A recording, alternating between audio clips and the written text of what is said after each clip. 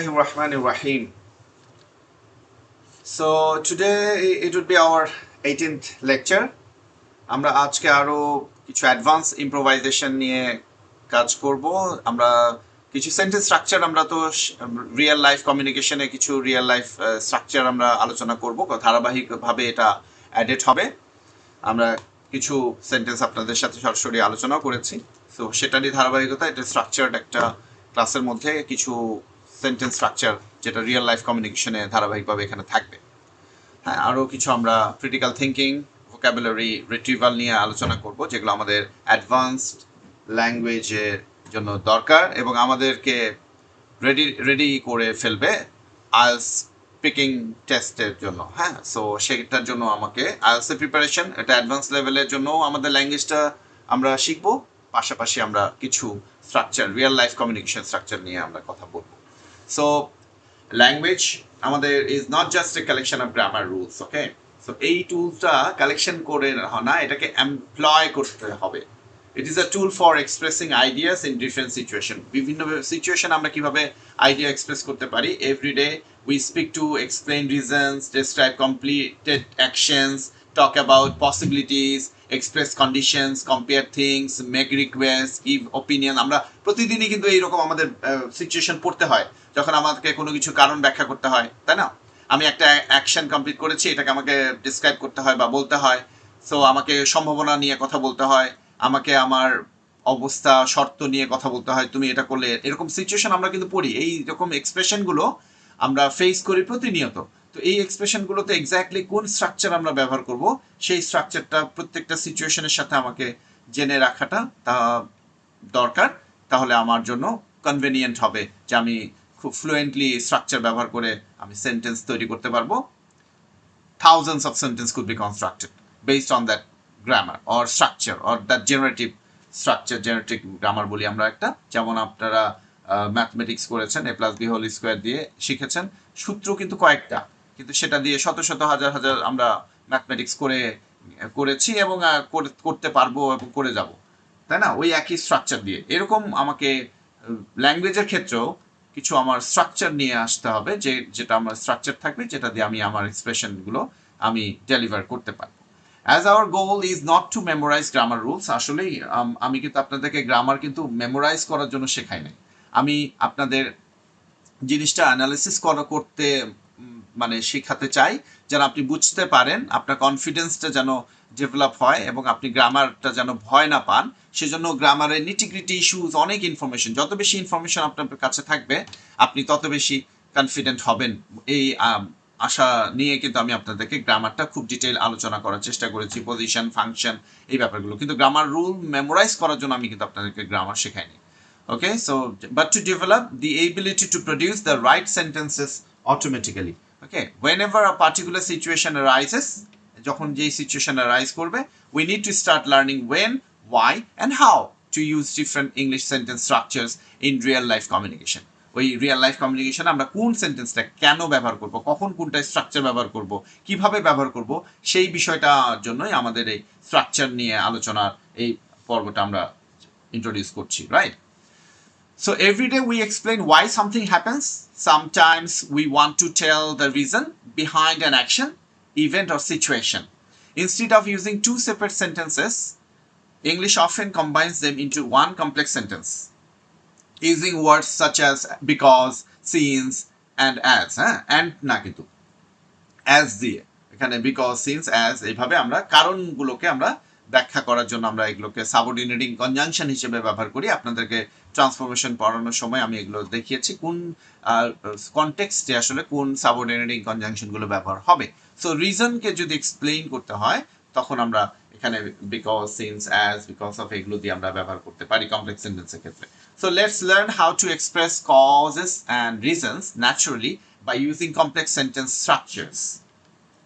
So আমরা যেটা করব সেটা হচ্ছে স্ট্রাকচারটা কীরকম। আমার প্রথমে অ্যাজ, সিন্স, বিকজ যে কোনোটা দিতে পারেন, এরপরে আপনাকে সাবজেক্ট এরপরে আসবে, কারণ হচ্ছে সাবঅর্ডিনেটিং কনজাংশন, এরপরে সাবজেক্টটাকে আপনাকে এখানে রাখতে হবে, কারণ এটা ক্লজ হবে। ক্লজ কিন্তু সাবজেক্ট ভার্ব দিয়ে ক্লজ হয়, আপনারা জানেন। সো আপনি এখানে সাবজেক্ট ভার্ব দিয়েছেন, এরপরে কমা হবে, তারপরে আবার একটা সাবজেক্ট ভার্ব হবে, মেইন ক্লজ যেটাকে আমরা বলি। অথবা আপনি এটা এমন করতে পারেন, মেইন ক্লজটা আগে দিতে পারেন সাবজেক্ট ভার্ব, এরপরে বিকজ মানে শুধু বিকজ না, এখানে অ্যাজও দিতে পারেন, সিন্সও দিতে পারেন, কারণটা ব্যাখ্যা হবে, তারপরে আবার একটা সাবজেক্ট ভার্ব হবে। এভাবে আপনি সেন্টেন্সটা ইউজ করতে পারেন। দেখেন আমি এক্সাম্পলটা এখানে নিচে দিয়েছি, as he got into an accident he could not attend the programme.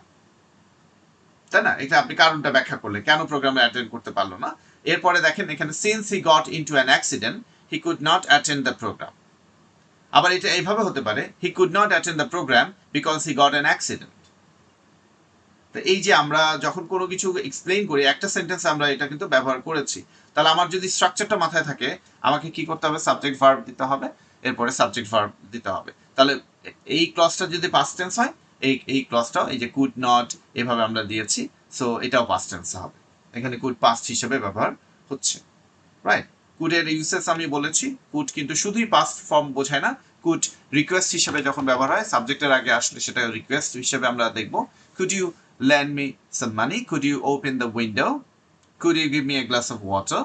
So এই জায়গায় আমরা এভাবে কুড হচ্ছে রিকোয়েস্টের ক্ষেত্রে, আবার সাবজেক্টের পরে যদি কুড আসে সেটা সাজেশন বোঝায়, we could order chicken sizzling. So এটা একটা প্রপোজাল, এটা একটা সাজেশন, এটা কিন্তু পাস্ট কোন অ্যাকশন বোঝাচ্ছে না। তো কুডের ইউসেস আছে, these are the modals, modal auxiliary, প্রত্যেকটা ভার্বের এক একটা আলাদা করে এক্সপ্রেশন আছে, এক্সপ্রেশনগুলো আমাদের জানতে হবে কোন কোন সিচুয়েশনে কোনভাবে কিভাবে ব্যবহার হবে।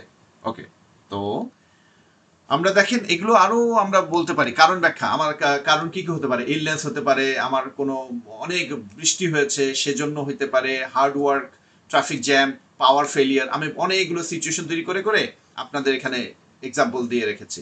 দেখেন, because she was ill she stayed at home, heavy rain, because it was raining heavily we cancel the picnic. তাই না? এটা পাস্ট আছে, এটাও পাস্ট হয়েছে। Since it was raining heavily we cancel the picnic, তাহলে বিকজও দিতে পারেন, সিন্সও দিতে পারেন। Hard work, because he work hard he pass the exam, তাই না? ট্রাফিক জ্যামের আপনি উদাহরণ আরো এখানে রেখেছি, আরো উদাহরণ রেখেছি। ল্যাক অফ মানি, আপনি এইরকম সিচুয়েশনে because he did not have enough money he could not buy the laptop, এই যে কারণ, মানে টাকা না থাকার কারণে সেটা ল্যাপটপ কিনতে পারেনি। আপনি careful driving, so because he drove carefully he avoided the accident, since he drove carefully he avoided the accident. এটা প্র্যাকটিসের ক্ষেত্রে, because she practice regularly she became a good singer. Oversleeping, because I woke up late I miss the bus, যেমন আপনি সকালে class একটু লেটে join করেন, class miss করেন, so since I woke up late I miss the bus. অনেস্টির ক্ষেত্রে, because he was honest everyone trusted হিম। এই যে কারণ, তাহলে অনেক সিচুয়েশন আপনি এইভাবে ব্যবহার করতে পারেন, right. So in everyday communication, আরেকটা আমরা আমরা চলে যাচ্ছি ট্রানজিশনই, ট্রানজিটরি ওয়ার্ড আমরা ইউজ করতে পারি। So in the next context, in everyday communication we often talk about situation that depend on a condition. We use conditional sentences when one action or result happens only if another condition is true. Different situations require different types of conditional sentences depending on whether the condition is always true, possible in future, imaginary, or impossible because it belongs to the past. In this part of today's lesson, you will learn how to choose the correct conditional structure according to the situation. So, আমরা এটা কিছু structure জানা দরকার। Zero conditional, আমরা এটা হচ্ছে present, if ক্লজটা present হলে next ক্লজটা main ক্লজটা present হতে পারে। তো অনেকে মনে করে ইফ ক্লজ প্রেজেন্ট আমি শিখিয়েছি ওটা ফিউচার হতে হবে। তো জিরো কন্ডিশনাল এটা প্রেজেন্ট কখন হয়? যখন এটা ইউনিভার্সাল ট্রুথ হয়, যখন এটা সায়েন্টিফিক্যালি এটা প্রুভেন বা ট্রুথ হয়, তখন এটা ফিউচার হবে না। If you heat water at 100 degree Celsius it will boil, হবে না, ইট বয়েলস। তো এটাকে আমরা জিরো কন্ডিশনাল বলি, যেটা হচ্ছে সায়েন্টিফিক্যাল ট্রুথ সিচুয়েশনের কারণে এটা প্রেজেন্ট টেন্স হবে, ফিউচার টেন্স হবে না। Water boils if you heat it to 100 degree Celsius. আমি বোঝাতে পেরেছি? তাহলে এটাকে আমরা জিরো কন্ডিশনাল বলি যখন ইফ ক্লজটা প্রেজেন্ট হয়, মেইন ক্লজটা প্রেজেন্ট হয়। কোন সিচুয়েশনে? অ্যাকশন ভার্ব না, কিন্তু এটা হচ্ছে যখন একেবারে ইউনিভার্সাল ট্রুথ এমন কোনো সিচুয়েশন, অথবা আপনি সায়েন্টিফিক্যাল যদি ট্রুথ কোনো কিছু বলেন, সেই বিষয়টা সায়েন্টিফিক্যাল ফ্যাক্ট যেটা, সেটাকে আপনি বললে সেটা আপনাকে প্রেজেন্ট টেন্সে বলতে হবে। ওকে, এখন আসেন যেটা আপনারা জানেন, সেটা হচ্ছে ইফ ক্লজটা যদি প্রেজেন্ট হয়, স্ট্রাকচার কি? ইফ হবে, সাবজেক্ট হবে প্রেজেন্ট সিম্পল, মানে এরপরে ভার্ব এখানে হবে। ইফ ইট রেইনস, এই যে ভার্ব হলো, এরপরে মেইন কি হবে? কমা হবে, তারপরে সাবজেক্ট হবে, এরপর উইল আসবে, এরপর বেস ফর্ম অফ ভার্ব হবে। অথবা আপনি ইফটা পরে বসাতে পারেন, subject will base form plus if subject present form. তো এইখানে কিন্তু কমা দিতে হবে না, খেয়াল করবেন। এই স্ট্রাকচারে ইফ যদি আপনি মাঝখানে নিয়ে আসেন, ইফ যদি আপনি মাঝখানে যদি নিয়ে আসেন, তাহলে আপনাকে কমা ইউজ করতে হবে না। So if it rains tomorrow, খেয়াল করেন, ইফ ইট রেইনস টুমরো এই সাবঅর্ডিনেট ক্লজটা যদি প্রথমে আসে, তাহলে অবশ্যই পাংচুয়েশন হিসেবে কমা লাগবে। If it rains tomorrow we will stay at home. আপনি তো শুধু স্পোকেনই ল্যাঙ্গুয়েজে ইউজ করবেন না, এটা রিটেন ইংলিশেও আপনাকে লিখতে হবে। তখন না কিন্তু এই বিষয়গুলো, এই জন্য পাংচুয়েশনটাও খেয়াল করে দিচ্ছি, কারণ স্পোকেনে তো আপনি কমা দিয়ে বলবেন না যে ইফ ইট রেইনস টুমরো কমা, এরকম তো বলছেন না। হ্যাঁ, একটা পজ থাকবে, হাফ পজ থাকবে, যেটা দিয়ে বোঝানো যাবে যে এটা একটা ক্লজ। তাহলে আমি এই সেন্টেন্সে যদি লিখি we will stay at home if it rains tomorrow, এভাবে আমরা লিখতে পারি। তো সাবঅর্ডিনেটিং কনজাংশন যদি আপনার মাঝখানে আসে, তাহলে সেটা কমা পাংচুয়েশনটা আমরা এখানে প্রয়োজন হয় না, এটা আমরা দেই না, রাইট। এরপরে সেকেন্ড কন্ডিশনাল আপনারা জানেন, ইফ সাবজেক্ট পাস্ট সিম্পল যদি হয়, তাহলে সাবজেক্ট উড হবে। উড হতে পারে, কুড হতে পারে, শুড হতে পারে, মাইট হতে পারে। আমি উড দিয়ে বুঝিয়েছি এখানে, সো আপনারা জানবেন। সাবজেক্ট উড বেস ভার্ব যদি আপনি মেইন ক্লজটা যদি সামনে নিয়ে আসেন, তাহলে আপনার সাবঅর্ডিনেট কনজাংশনটা যদি ক্লজটা যদি পরে আসে, তাহলে এখানে কমা ইউজ হবে না। ওকে, so when the verb is be, where is preferred for all subjects in formal English? If I were rich, এটা আনরিয়াল সিচুয়েশন, আনরিয়াল কন্ডিশনালের ক্ষেত্রে আমরা এটা ব্যবহার করি। If I were rich, if she were here. Okay, so if I were rich I would travel around the world. এখানে আমরা বলতে পারি I would have travelled around the world, এটাও আমরা বলতে পারি। আবার এটা দেখেন, I would travel around the world if I were rich, এখানে আমি পাংচুয়েশন কমা ইউজ করি নাই। তো এটা খেয়াল করবেন, কন্ডিশনাল ক্ষেত্রে আমরা এটা ব্যবহার করি। থার্ড কন্ডিশনাল আমরা ব্যবহার করি। থার্ড কন্ডিশনাল যদি এটা পারফেক্ট সিচুয়েশন হয়, পাস্ট পারফেক্ট সিচুয়েশন হয়, তখন আমরা এভাবে ব্যবহার করি, if I had studied harder I would have passed the exam. I would have passed the exam if I had studied harder. কখনো মনে করবেন না যে ইফ দিয়েই আমরা সেন্টেন্স শুরু করতে হবে, আমরা এভাবেও সেন্টেন্স শুরু করতে পারি। Okay, so both way possible. তাহলে মনে রাখবেন, সাবঅর্ডিনেটিং ক্লজটা যদি আপনি পরে নিয়ে আসেন, তাহলে আপনাকে পাংচুয়েশন কমা ইউজ করতে হবে না। আর যদি সাবঅর্ডিনেটিং কনজাংশন যদি শুরুতে আসে, তার মানে এটা হচ্ছে সাবঅর্ডিনেটিং ক্লজ। এই সাবঅর্ডিনেটিং ক্লজ শুরু হলে তখন আপনাকে কমা ইউজ করতে হবে, কারণ এটা একটা আলাদা ক্লজ, এটা হচ্ছে ডিপেন্ডেন্ট ক্লজ। ওকে, তো এই স্ট্রাকচারগুলো আমরা ব্যবহার করি। Identify the reality of the condition before choosing the structure. তাহলে ইজ ইট অলওয়েজ ট্রু যদি হয়, তাহলে zero conditional. Is it possible in the future, তাহলে first conditional. Is it imaginary now or in the future, তাহলে second conditional use করবো। Is it possible, impossible because it belongs to the past, তাহলে third conditional use করবো। One idea, four different conditional types, তাই না? একই জিনিস আপনি চারটা আপনার সিচুয়েশন আপনি ব্যবহার করবেন। তাহলে যদি এটা অলওয়েজ ট্রু এইরকম সিচুয়েশন হয়, তাহলে এখানে ইফ ক্লজটাও যদি প্রেজেন্ট হবে, মেইন ক্লজটা প্রেজেন্ট হবে। তাহলে এখানে সিচুয়েশন এবং স্ট্রাকচার কোনটা ব্যবহার করবেন, এটাও আপনাকে গাইডলাইন দেওয়া থাকছে। So this comparison will help you see the context, not just the grammar, determines which conditional structure to use, making the patterns easier to remember and use naturally. Sorry. এখন আসেন আমরা, in many conversation we talk about actions that have already been completed. মানে কাজটা হয়ে গেছে। আমরা অনেক সময় কনভারসেশন আমরা বলি যখন একটা ঘটনা ঘটে গেছে। কেউ আপনাকে জিজ্ঞেস করলো যে আপনি এটা কি দেখেছেন, আমি আপনাকে পাঠিয়েছিলাম কিছু ডকুমেন্টস পাঠিয়েছিলাম, আপনি কি দেখেছেন? তো অলরেডি আপনি দেখা হয়ে গেছে। তখন এইরকম সিচুয়েশন আপনি কি ইউজ করবেন? এখানে আমরা পারফেক্ট টেন্স ইউজ করি, present perfect. Yes, I have checked the documents. I have checked.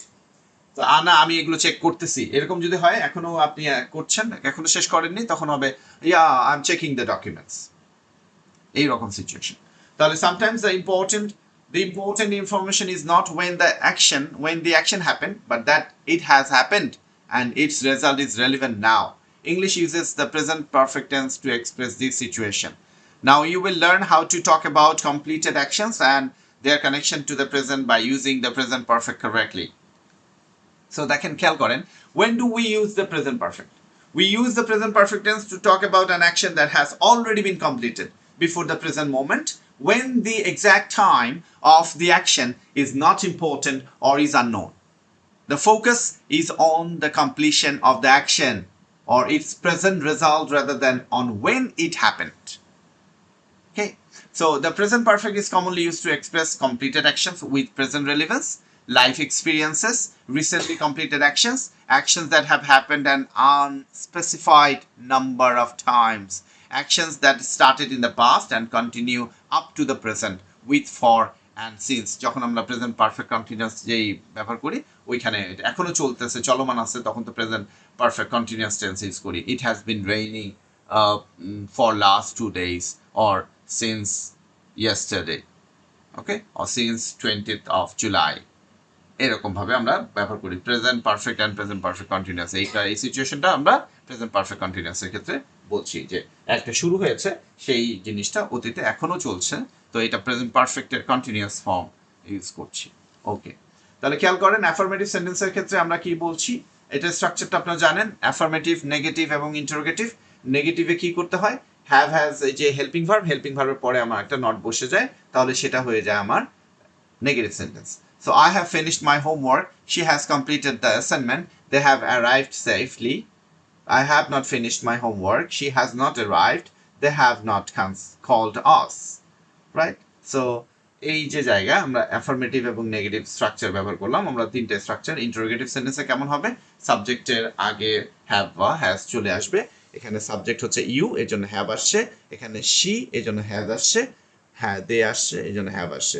They have they completed that work, দেখেন এরপরে কোয়েশ্চেন মার্ক ব্যবহার করতে হবে, এটা ইন্টারোগেটিভ সেন্টেন্স আমরা যদি প্রশ্ন করি। ওকে, সো নেগেটিভ ইন্টারোগেটিভের ক্ষেত্রে আমরা এভাবে ব্যবহার করতে পারি, হ্যাজন্ট, হ্যাভেন্ট এভাবে ব্যবহার করতে পারি, অথবা যদি আমরা এটাকে হ্যাজন্ট হ্যাভেন্ট না ব্যবহার করি, হ্যাভ তারপরে subject, have you not finished এভাবে ব্যবহার করতে হবে। Haven't you finished your work yet, your homework yet, এভাবে স্পোকেন ইংলিশে এভাবেই কন্ট্রাকশন হয়। যখন রিটেন ইংলিশ আসবে তখন কি হবে, হ্যাভ ইউ নট, ইউ এর পরে নটটা চলে আসবে কন্ট্রাকশন ছাড়া। আর কন্ট্রাকশন হলে আপনি সাবজেক্টের আগে আপনি হ্যাভ নট, হ্যাজন্ট এগুলো ব্যবহার করতে পারবেন। এভাবে ব্যবহার করে আমরা করতে হয় বা করে থাকি। Okay, so today is about advance improvisation and debate. আমরা এখন আরেকটা লেসনের দিকে আমরা যাব, সেটা যেটা কন্টিনিউশন আমাদের লেসনগুলো চলছিল, মাঝখান থেকে আমরা কিছু স্ট্রাকচার নিয়ে আলোচনা করলাম। এই স্ট্রাকচারগুলো আপনার প্রতিদিন কন্টিনিউ হবে, সো এগুলো অল্প অল্প করে শিখবো, কখন প্রেজেন্ট পারফেক্ট ইউজ করবো, কখন কন্ডিশনাল ইউজ করবো, আমরা সেগুলো শিখলাম আজকে। কখন কন্ডিশনালগুলো কোন সিচুয়েশনে ইউজ করবো সেগুলো আজকে আমরা আলোচনা হয়েছে, এবং কারণকে ব্যাখ্যা করব কিভাবে, সেখানে কমপ্লেক্স সেন্টেন্স কিভাবে আমরা করতে পারি, সেটাকে আবার আমরা সিম্পল করতে গেলে কি হয়, ট্রান্সফরমেশনে আপনারা ওখানে একটু খেয়াল করলে বুঝতে পারবেন যে কারণ বিষয়টাকে কিভাবে ব্যাখ্যা করতে হয়। ওকে, সো আজকে এখন আমরা অ্যাডভান্স ইম্প্রোভাইজেশন অ্যান্ড ডিবেট, কোনো জিনিসের যখন আর্গুমেন্ট হয়, কথোপকথন হয়, কমিউনিকেশনের ক্ষেত্রে, ইন্টারাকশনের ক্ষেত্রে যখন আমরা এগুলো করি, আমরা ইম্প্রোভাইজ করতে যাই, তখন সেগুলো কিভাবে ডিল করব। Whether you are in IELTS Part 3 defending an abstract concept, in a university seminar arguing a philosophical point, or in a corporate boardroom fighting for your project, you will be forced to think on your feet. You cannot memorize answers for these situations, right? তখন কিভাবে আপনি deal করবেন? Instead, you must master the structural frameworks that allow your brain to instantly organize thoughts while your mouth is already speaking. আপনি কথা বলতেছেন, তখন এমন একটা সিচুয়েশন আসলো যে হঠাৎ করে আপনাকে সেটা জাস্টিফাই করতে হচ্ছে বা ব্যাখ্যা করতে হচ্ছে, তাহলে ওই রকম সিচুয়েশনগুলোকে কোন স্ট্রাকচার আমার ব্যবহার হবে, এটা যদি আমার আগে থেকেই ফ্রেমওয়ার্কটা আমার জানা থাকে, তাহলে আমি কিন্তু সেটা ফ্লুয়েন্টলি, আমি সেটা কন্টিনিউশনটা আমার থাকবে, আমি ফ্লুয়েন্টলি কথা বলে যেতে পারবো। By mastering negative inversion, double comparatives and anticipatory concessions, you will not just speak fluently, you will dominate the intellectual space of any room. তাহলে নেগেটিভ ইনভার্সন, হ্যাঁ নেগেটিভ ইনভার্সন, এটা আমরা আবার একটু অ্যাডভান্স স্ট্রাকচারের দিকে যাচ্ছি। শুরু যেটা করলাম এই স্লাইডের আগে, ওখানে আমরা বেসিক গ্রামারগুলো ডেইলি ডে টু ডে লাইফে আমরা কিভাবে সেগুলো ব্যবহার করব সেই পার্টটা আমরা আলোচনা হয়ে গেল। এখন আমরা আবার একটু অ্যাডভান্স স্ট্রাকচার নিয়ে কথা বলছি, যেটা আমাদের গত 17th লেকচারে আলোচনা হয়েছে। হ্যাঁ, সো লাস্টের যেই ক্লাসগুলো, এগুলো এই অ্যাডভান্স স্ট্রাকচারগুলো দেখবো। নেগেটিভ ইনভার্সন, আপনারা জানেন ইনভার্সন, এখানে যখন নেগেটিভ অ্যাডভার্ব যদি আমরা ইউজ করি, তখন আমরা স্ট্রাকচারটা সাবজেক্ট ভার্ব না হয়ে ভার্ব সাবজেক্ট হয়, সেই বিষয়টার কথা বলছি। ডাবল কম্পারেটিভস অ্যান্ড অ্যান্টিসিপেটরি কনসেশন, এখানে আপনি ফ্লুয়েন্টলি কথা বলাটার যে একটা মাস্টারি এবং আপনি ডমিনেট করার যে একটা ক্যাপাসিটি, সেটা আপনি এই স্ট্রাকচারগুলো ডেভেলপ করলেই, শিখলে আপনি দেখবেন ন্যাচারালি আপনার মধ্যে চলে এসেছে। You can handle any difficult situation, you can dominate any of your that upcoming conference or any sort of meeting uh, regarding your career or anywhere in the formal situation, right? When asked a sudden difficult question, the as for an example, does technology isolate us? আমাদেরকে কি খুব একাকিত্বের দিকে নিয়ে যাচ্ছে কিনা, আমাদের আলাদা করে ফেলছে কিনা, সেই বিষয়টা যদি বলা হয়, a basic speaker starts talking immediately without a destination. Well, yes, I think so, because people use phones a lot and they don't talk too much to each other. So এইভাবে আপনি বলে ফেললেন, right? So this leads to grammatical errors and weak vocabulary.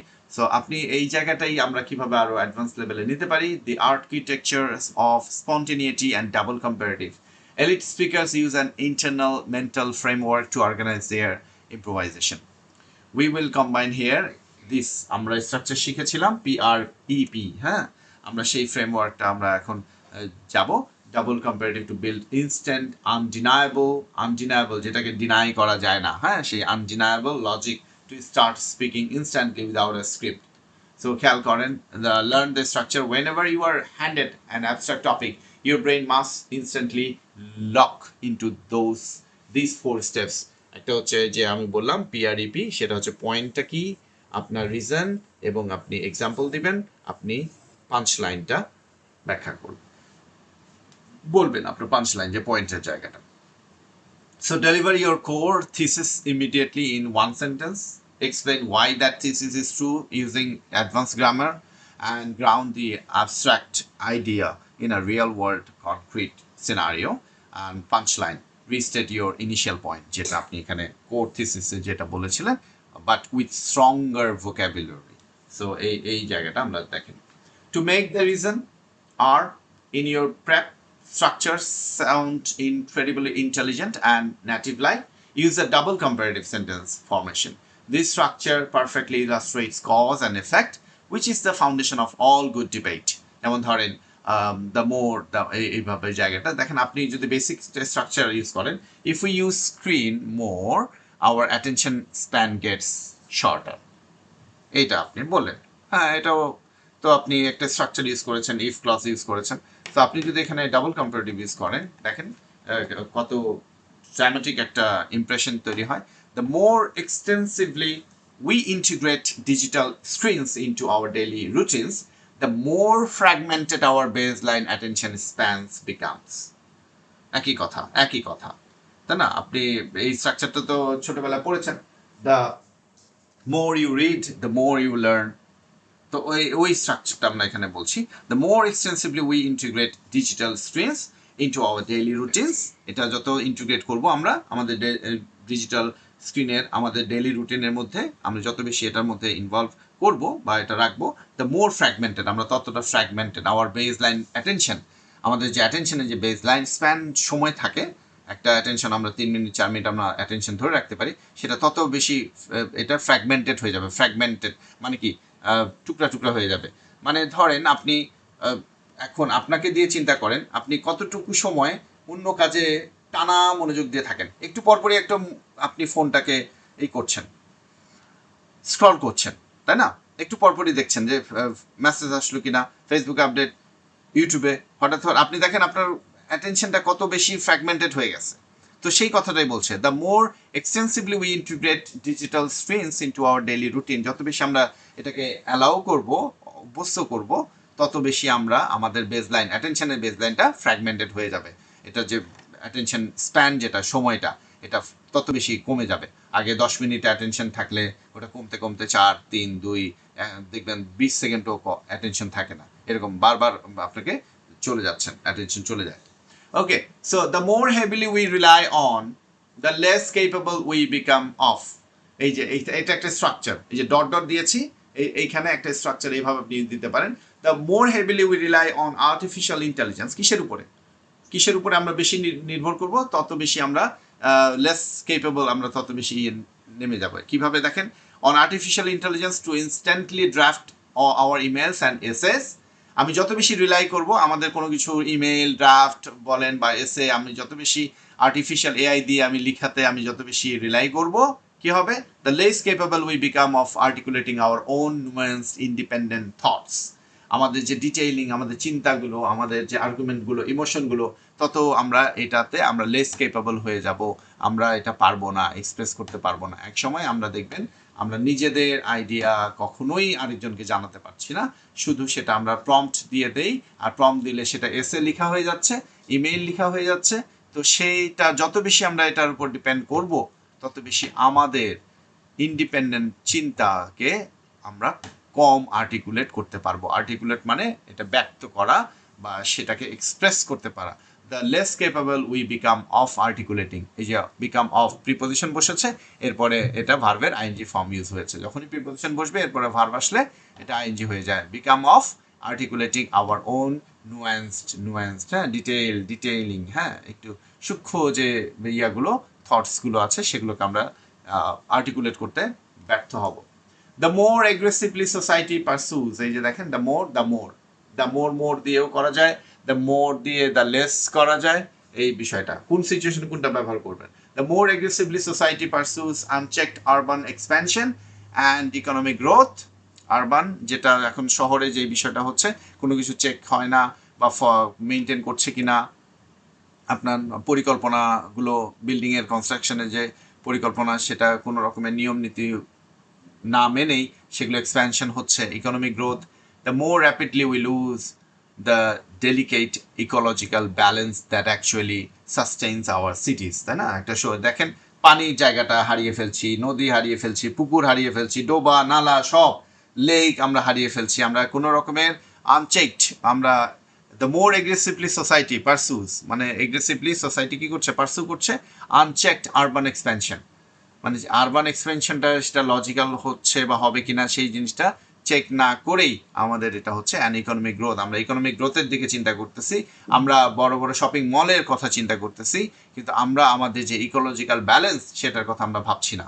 আমরা ধরেন এই হাতিঝিল প্রকল্প যেটা করা হয়েছে, সেই প্রকল্পটা না হয়ে এখানে যদি আরও মনে করেন বিভিন্ন রকমের হাউজিং কমপ্লেক্সগুলো তৈরি হতো, হাউজিং সোসাইটি তৈরি হতো, তাহলে সেই জায়গাটা আরও কত বেশি আমাদের জন্য সাফারিংসের জায়গা হতো। এখনও তো সেটা যদি মেনটেন করা যায়, তবুও কিছুটা মানে যেটা water bodies is very important.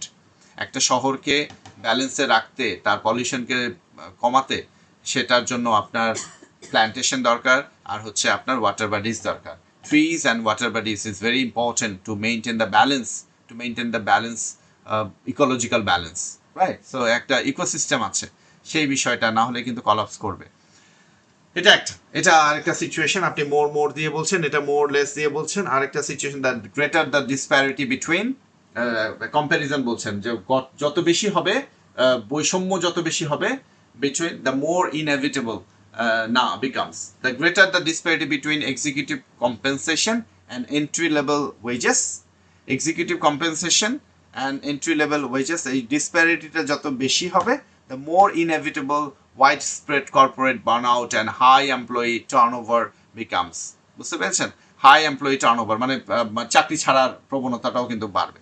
এখানে মনে করেন যত এক্সিকিউটিভ কম্পেনসেশন, আপনার যে কম্পেনসেশন দিতে হয়, এবং এন্ট্রি লেভেল ওয়েজেস, এটা যত বেশি বাড়বে, বেশি বড় হবে, যে আপনি এন্ট্রি লেভেল যা ঢুকছেন, আপনার বেতন যত, আপনার যে কম্পেনসেশনের জায়গাটা সেটা আপনার অনেক বেশি। আর এখানে তো এই যে কোনো কিছুর পানিশমেন্ট বা কম্পেনসেশন যদি বেশি হয় এবং আপনার ওয়েজেস যদি কম হয়, মানে এর পার্থক্যটা, তাহলে দেখবেন যে আপনার কি হয়, আপনার একটা টেনশন থাকে, বার্ন আউট থাকে, যে কোনো মূল্যে আপনি রাত 2টা 3টা হলেও ওভারটাইম করে হলেও আপনার কাজগুলো আপনি কমপ্লিট করবেন, কারণ আপনার কম্পেনসেশনকে অ্যাভয়েড করতে চাবেন। আর আপনার সেই যে যদি কম্পেনসেশন বেশি হয় এবং আপনার ওয়েজেসটা যদি সেই তুলনায়, এফোর্ডের তুলনায়, পরিশ্রমের তুলনায় যদি কম হয়, তাহলে এমপ্লয়ি টার্নওভার হবে, বেশি চাকরি ছেড়ে দেবে, চাকরি করতে পারবে না। এই ধরনের বার্ন আউট চাকরি তো কেউ টানা 2 বছর 3 বছর করে যেতে পারবে না।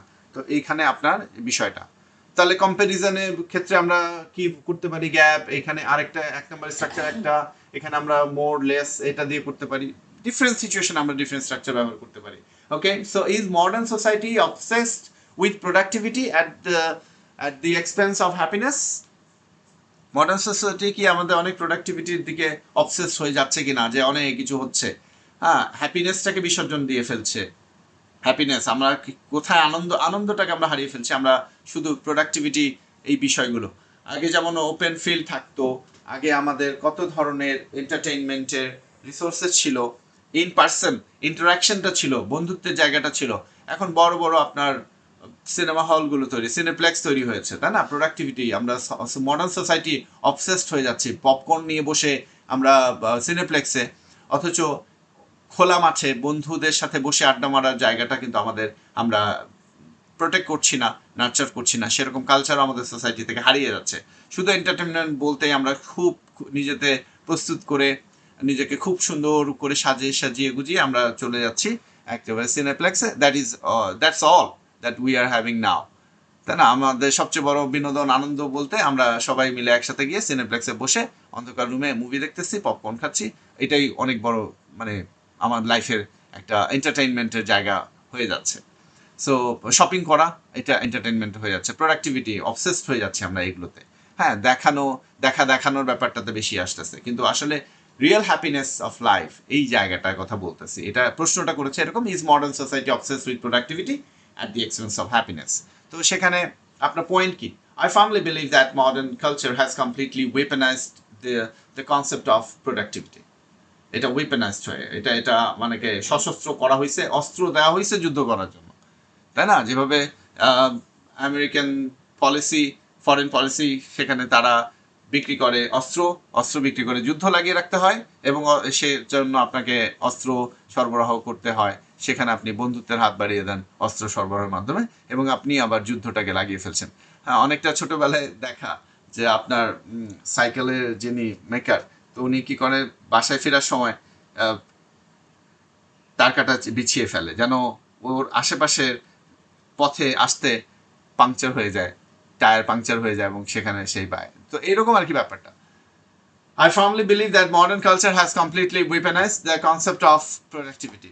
Reason দেখেন, ডাবল কম্পারেটিভ আমরা বলছি, the more heavily we equate our personal self-worth with our economic output, এটা যত ইকুয়েশন আমরা করব, কতটুকু আউটপুট পাচ্ছি, আমাদের ভ্যালু কত বাড়তেছে এই বিষয়ে, the less capable we become of experiencing joy, ততই আমরা কম হয়ে মানে আমরা পাবো এক্সপিরিয়েন্স করতে joy in moments of rest. আমাদের যেই মনে করেন অবসর, আমাদের যে বিনোদন, অবসরটাও যে একটা বিনোদনের জায়গা হতে পারে, সেটা কিন্তু ধীরে ধীরে কমে যাবে, কারণ আমরা প্রোডাক্টিভিটি দিয়ে আমরা সেই জায়গায় আউটপুট কতটুকু পাচ্ছি সেটা নিয়ে আমরা বেশি ক্যালকুলেশন করি।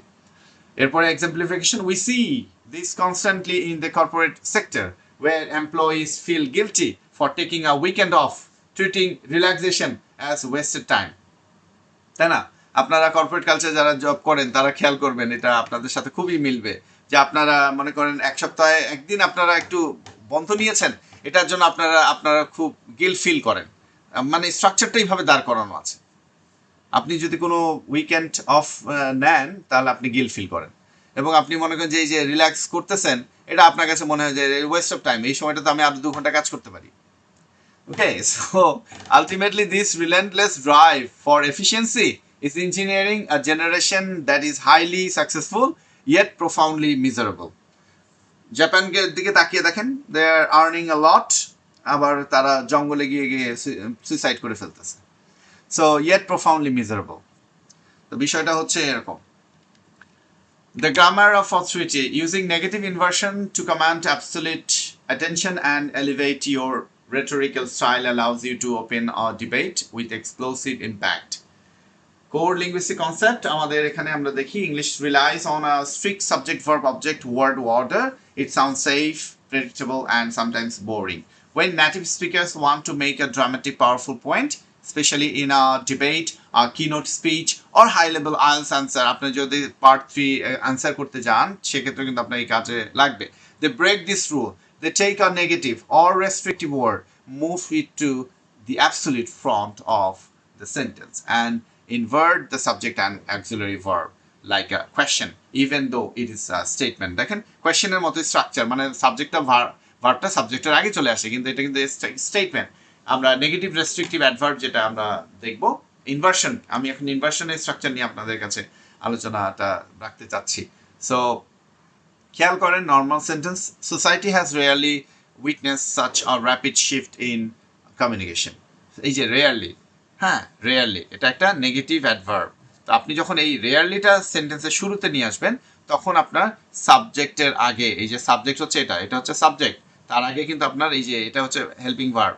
এটা কিন্তু নর্মাল সেন্টেন্সে কি থাকে, সাবজেক্টের পরে ভার্ব থাকে, কিন্তু আপনি যখন এই যে নেগেটিভ অ্যাডভার্ব যখন নিয়ে যাবেন, তখন আপনার সেন্টেন্সের ভার্বটা, হেল্পিং যে ভার্ব সেটা সাবজেক্টের আগে চলে আসবে।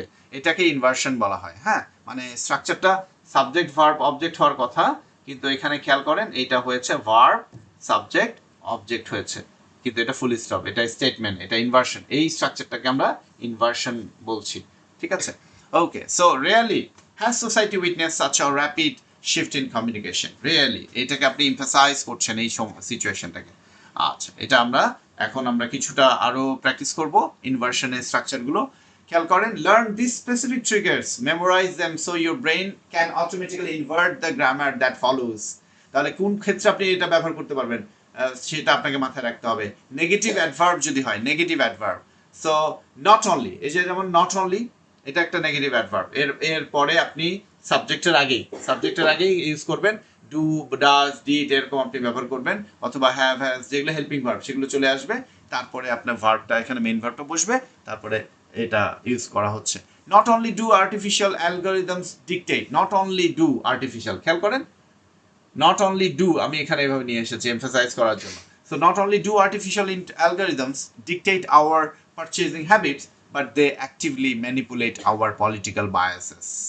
আমাদেরকে শুধু এইটাই করে না, নট অনলি তারা আমাদের ডিকটেট করে পারচেজিং হ্যাবিটের ক্ষেত্রে, আমাদেরকে কিন্তু তারা ম্যানিপুলেটও করে পলিটিক্যাল বায়াসেস। হ্যাঁ, আমরা কোন দিকে কি মনে করছি সেই বিষয়টা, তাই না? মনে করেন যে আপনি নিউজে আপনাকে দেখানো হলো একটা রিক্সাওয়ালার সাথে একটা গাড়ি লেগেছে, তাই না, অ্যাক্সিডেন্ট হয়েছে। তো এখন কে নিউজ করতেছে, কোন পয়েন্ট অফ ভিউ থেকে নিউজ করতেছে, এটা কিন্তু ম্যাটার করে, তাই না? তো আপনি যদি মনে করেন গাড়ি চালকের বা তাদের পক্ষে যদি নিউজটা করেন, তাহলে আপনার নিউজটা কেমন হবে? বেড়ে চলেছে রিক্সা দৌরাত্ম্য, হ্যাঁ, তো এইভাবে অ্যাক্সিডেন্ট। আবার মনে করেন যে আপনি সেটা যদি রিক্সাওয়ালার পক্ষে লিখেন, হ্যাঁ, মনে করেন যে উঁচু মহলের প্রভাবে রিক্সাওয়ালার জীবন ঝুঁকিতে। তো ধরেন যে গাড়ির স্পিড দিয়ে রিক্সাওয়ালাকে আপনি মেরে ফেলেছেন, তাহলে আপনার পয়েন্ট অফ ভিউ, আপনি কোন পয়েন্টটা আগে দেখছেন, সেই পয়েন্টটার উপরে আপনার কিন্তু একটা বায়াস তৈরি হয়ে যাচ্ছে। আপনি কখনো মনে করতেছেন আপনি রিক্সাওয়ালা দোষী, কখনো আপনি আবার মনে করেন গাড়িওয়ালা দোষী, গাড়ি একদম তুলে দেওয়া উচিত, কখনো মনে করছেন রিক্সা তুলে দেওয়া উচিত। সো এইগুলো ম্যানিপুলেট করা হয়। এনিওয়েজ, সো আপনি হিস্ট্রি তো সেভাবেই, আপনার ন্যারেটিভ তো সেভাবেই তৈরি হয়, ন্যারেটিভ দিয়ে আপনার পলিটিক্যাল বায়াস তৈরি করার চেষ্টা করা হয়। Okay, under no circumstances should, under no circumstances, এটাও কিন্তু আমার একটা negative adverb. Under no circumstances, not only, এটাও কিন্তু আমার একটা negative adverb. Under no circumstances, দেখেন সাবজেক্টের আগে শুড চলে আসছে, এই স্ট্রাকচারটা আন্ডার নো সার্কামস্টেন্সেস। তাহলে আমি এখানে স্ট্রাকচারটা লিখে দিয়েছি, পরে সেন্টেন্সটা দিয়েছি, under no circumstances should educational institution prioritise rote memorisation over critical analysis, তাই না? এটা করা উচিত না কোনো অবস্থাতেই, কোনো সিচুয়েশনেই, আন্ডার নো সার্কামস্টেন্সেস কোনো শিক্ষা প্রতিষ্ঠানকে এটা প্রাধান্য দেওয়া উচিত না যে রোড মেমোরাইজেশন, তারা মুখস্থ পড়ার দিকে। কিসের উপরে? Critical analysis. বাচ্চাদেরকে ক্রিটিক্যাল অ্যানালিসিস করা শেখাতে হবে, নাকি তাকে মুখস্থ করে গ্রামার মুখস্থ বলেন, সবকিছু মুখস্থ পড়া, সে কতটা ভালো লিখতে পারলো, কতটা ভালো হুবহুব সে ওয়ার্ডগুলোকে লিখতে পারলো, সেটার উপরে। সেটা একটা পর্যায়ে আপনি করতে পারেন, কিন্তু তার এনালিসিসটা, ক্রিটিক্যাল থিঙ্কিং কেপাবিলিটিটাকেও আমার নারিশ করতে হবে। তাহলে কোনো সিচুয়েশনেই কোনো শিক্ষা প্রতিষ্ঠানের এটা উচিত না এটাকে প্রায়োরিটাইজ করা, মুখস্থ বিদ্যাটাকে। ওকে, আরেকটা দেখেন, এই যে সেলডমটাও কিন্তু নেগেটিভ অ্যাডভার্ব। সেলডমের পরে দেখেন এই যে হ্যাভ আসছে সাবজেক্টের আগে। So seldom have we seen a generation so hyper connected digitally yet so profoundly isolated physically. এত ডিজিটালি সবাই কানেক্টেড, সবাই পুরো ওয়ার্ল্ড কানেক্টেড, তারপরে দেখেন তারা ফিজিক্যালি কতটা আইসোলেটেড, কেউ কারো উপকারে আসে না, কে রুমে মরে আছে 7 দিন ধরে, শরীর পচে গেছে, কেউ কারোর সাথে এত না। অথচ ফ্রেন্ড লিস্টে 4,000, 5,000, 10,000 ফ্রেন্ড, কিন্তু ঘরের মধ্যে মরে পড়ে থাকছে। তো এই যে ব্যাপারটা, seldom have we seen a generation so hyper connected digitally yet so profoundly isolated physically. তো এই সিচুয়েশনগুলোকে আপনি এগুলো ব্যাখ্যা করতে পারেন। Notice a basic boring opinion instantly upgraded into a powerful debate opening using negative inversion. তাহলে আপনি একটা সিচুয়েশন কত ডাইনামিক চেঞ্জ করে দিতে পারেন। Fast fashion is bad for the environment and it exploits poor workers. ধরেন এটা ফাস্ট ফ্যাশন, এটাকেই আপনি যদি এই ইয়ে করে ফেলেন, ইনভার্টেড সেন্টেন্স করে ফেলেন, not only does the fast fashion industry inflict a reversible damage on global ecosystems, but it fundamentally relies on the exploitation of marginalized laborers. তাহলে খেয়াল করেন, আপনি পোর ওয়ার্কার্সের জায়গায় পোর ওয়ার্কার্স এখানে মার্জিনালাইজড লেবার্স দিয়ে দিয়েছেন। ওকে, সো সেই ব্যাপারগুলো আপনি একটু অ্যাডভান্স ভোকাবুলারি ইউজ করে এবং একটু অ্যাডভান্স স্ট্রাকচার ইউজ করে আপনি একটা সেন্টেন্সকে কি ড্রামাটিক পরিবর্তন রূপটাই না দিতে পারেন। তো সেই বিষয়গুলো এটা প্র্যাকটিসের বিষয়, এগুলো প্র্যাকটিস করতে হবে, চিন্তা করতে হবে যে এই বেসিক জিনিসটাকে আমি কিভাবে আরো বেশি আপগ্রেডেড করতে পারি, আরো বেশি স্ট্যান্ডার্ডাইজ করতে পারি। এটা প্রতিনিয়ত এবং অনেক দিনের সাধনার ফলে কিন্তু আপনি এই লেভেলটাকে এক্সিকিউট করতে পারবেন ইনশাল্লাহ। সো আপনাকে এটা হাতে কলমে, এমন না যে এখানে ক্লাস করছেন দেখলেন আর আপনি এটা শিখে গেলেন, আপনি ইনভার্সন শব্দটা শুনলেই ইনভার্সন শিখে যাবেন এমন তো না। এটা আপনার অনেক সাধনা লাগবে, আপনাকে বারবার করে দেখতে হবে এবং ভোক্যাবসগুলো কিভাবে সেট করা যাচ্ছে, আরো কতভাবে এখানে অ্যাডভান্স ভোক্যাবুলারি ইউজ করা যায় সেটা আপনাকে চেষ্টা করতে হবে। সো আরেকটা টপিক খেয়াল করেন, এখানে একটা সেন্টেন্স আমি দিয়েছি, we should not let children use social media without supervision. এই কথাটাই যদি আমরা এখানে এভাবে ব্যবহার করি, under no circumstances should adolescence, should our children, আপনি যে কোনোভাবে বলেন, should adolescence be granted unregulated access to social media platforms without strict paternal oversight. তাহলে খেয়াল করেন কতটা ইম্প্যাক্টফুল এবং কতটা ডমিনেটিং একটা সেন্টেন্স আপনি যদি এই ধরনের কথা বলেন, আপনার মুখ দিয়ে মুখ নিঃসৃত বাণী এরকমভাবে স্ট্রাকচার্ড সেন্টেন্স যদি হয়, তাহলে আপনার ল্যাঙ্গুয়েজের স্ট্যান্ডার্ডটা, ইমপ্রেশনটা, আপনার কনফিডেন্স, আপনার পার্সোনালিটি, আপনার অ্যাডমিরেশন, আপনাকে অ্যাডমায়ার করার যে বিষয় আপনার যারা লিসেনার তাদের দিক থেকে আসবে, রাইট? তো এই স্ট্রাকচারগুলো আসলেই আপনাকে খুব ভালোভাবে এস্টাবলিশ করতে পারে যে you are a very good speaker of English. Okay, so you did not just share an opinion, you established a rhetorical fortress.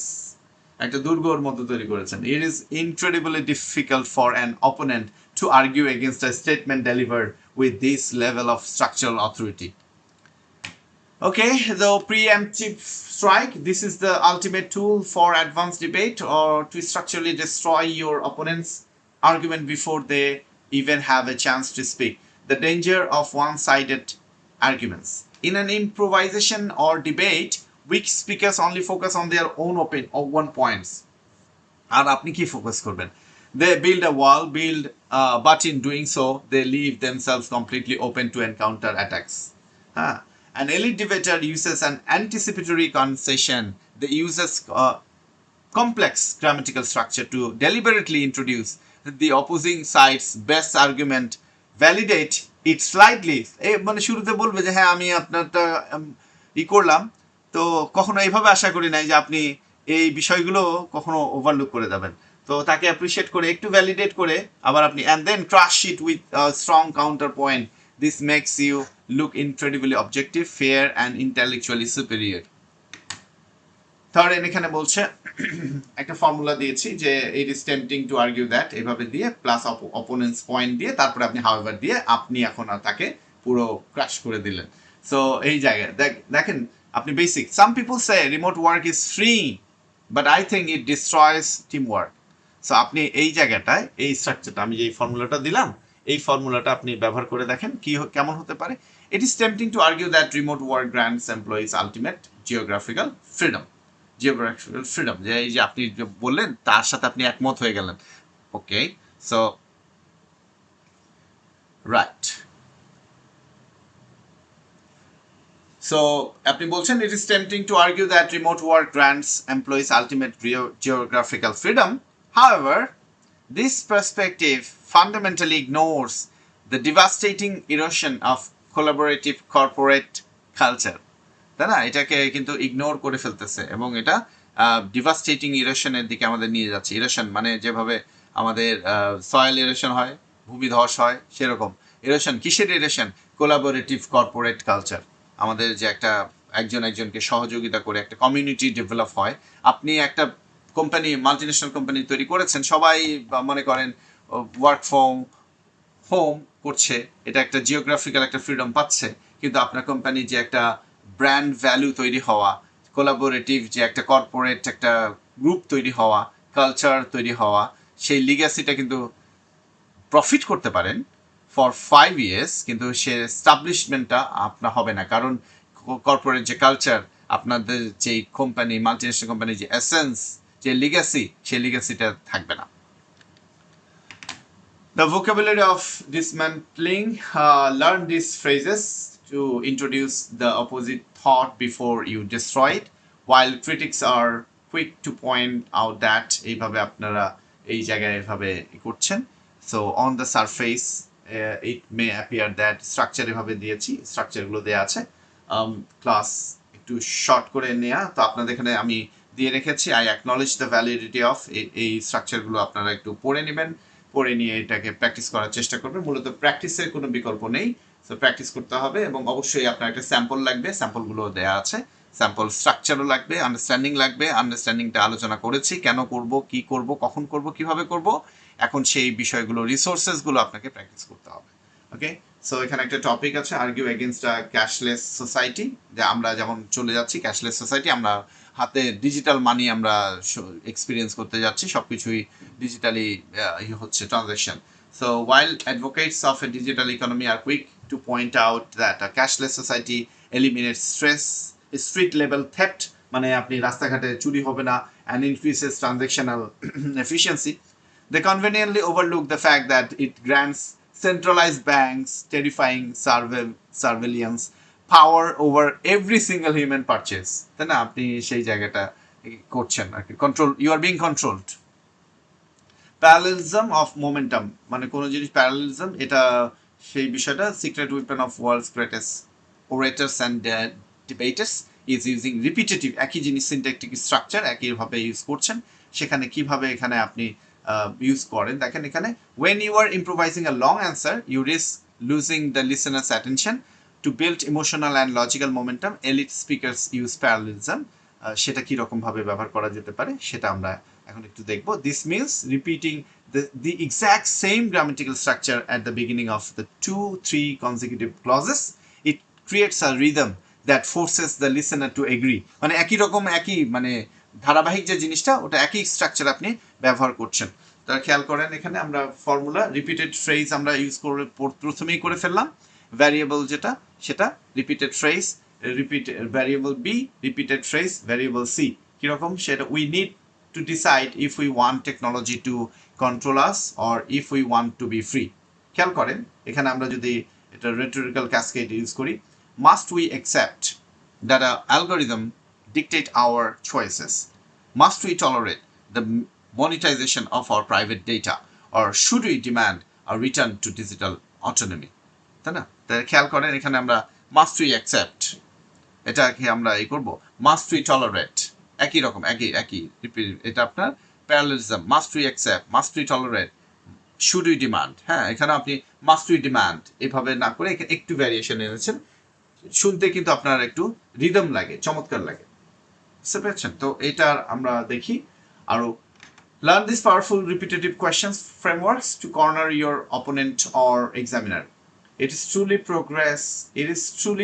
progress if we are merely, এইরকম যে it is truly progress if we can communicate globally in seconds, or are we merely sacrificing deep local relationship for shallow digital ones? আরেকটা structure দেখেন, এখানে structure দিয়েছি, এগুলো আপনারা practice করার জন্য এগুলো আপনার থাকলো। Look at the philosophical theme below. See how a two-part rhetorical cascade is generated to summarize the danger of that theme. The theme is the obsession with fame on social media. It is truly progress if our youth define their self-worth by algorithmic engagement. হ্যাঁ, algorithmic যে হিসাব যে বিষয়টা calculation আমরা করছি, algorithm যে বলছি, হ্যাঁ। Or are we merely engineering a generation that values performance over authenticity? অথেন্টিসিটিটা নাই, কিন্তু তার পারফরমেন্সটাকে তারা ভ্যালু করছে বেশি। তো সেই বিষয়টা বলছে। So today you stop just speaking English, you learn how to wield the language as an instrument of persuasion. When you started this course, a difficult question made you freeze. তাই না? যে একটা কোশ্চেন আমি যদি করেছি, আপনি থেমে গেছেন, আপনি বলেননি, বা বলার ভয়ে সেশনে জয়েন করেন নাই, এমনও হয়েছে।